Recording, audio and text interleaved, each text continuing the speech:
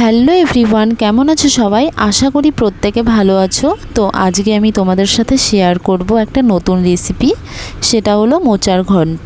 তো মোচার ঘন্ট কিভাবে ঘরোয়া উপায়ে বানালে খেতে হবে দারুণ স্বাদ, সেটাই আজকে আমি তোমাদের এই ভিডিওতে দেখাবো। তো চলো, মোচার ঘন্ট বানানোর জন্য আমি নিয়েছি একটা ছোট্ট মোচা। দেখো, মোচাটা ভীষণ ভালো ছিল। আর মোচাটাকে কিন্তু ভালো করে কেটে নিতে হবে। ভেতরে থাকা ফুল আর কাঠির মতো যে অংশটা থাকে সেটা ভালো করে বেছে নিতে হবে। দেখো, খুব সুন্দরভাবে মোচাটাকে আমি বেছেও নিয়েছি, কেটেও নিয়েছি। এবার মোচার মধ্যে যে আলুটা দেওয়া হবে, আলুটাও কেটে নিই। এবার মোচাটাকে 10 মিনিটের জন্য গরম জলের মধ্যে ভালো করে সেদ্ধ করে নিতে হবে। তো দেখো, 10 মিনিট হয়ে গেছে। এবার মোচাটাকে নামিয়ে নেব। আবারও পরিষ্কার জল দিয়ে মোচাটাকে ভালো করে ধুয়ে নিতে হবে। তো মোচাটা আমার ধোয়াও হয়ে গেছে। এবার কড়াই বসিয়ে তাতে সামান্য পরিমাণে তেল দিয়ে গোটা জিরে, শুকনো লঙ্কা আর তেজপাতা দিয়ে দিলাম।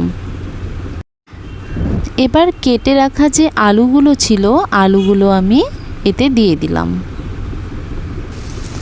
তারপর পরিমাণ মতো লবণ আর পরিমাণ মতো হলুদ গুঁড়ো দিয়ে দিলাম।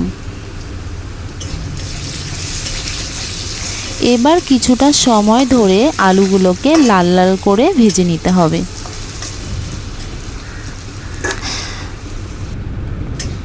দেখো, আলুগুলো অনেকটা লাল হয়ে গেছে। এবার সেদ্ধ করে রাখা যে মোচাটা ছিল, মোচাটাকে এবার দিয়ে দেব। এবার কয়েকটা কাঁচা লঙ্কা দিয়ে দিলাম। তারপর পরিমাণ মতো লবণ আর পরিমাণ মতো হলুদ গুঁড়ো আবারও দিয়ে দিলাম। এবার কিছুটা জিরে পাউডার দিয়ে দিলাম।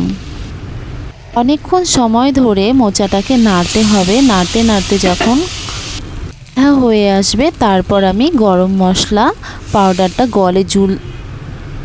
গুলে রেখেছিলাম, সেটা দিয়ে দিলাম। এবার আমি পরিমাণ মতো ঘি দিয়ে দিলাম। ঘিটা তোমাদের কাছে অপশনাল, তোমরা চাইলে দিতেও পারো আবার নাও পারো।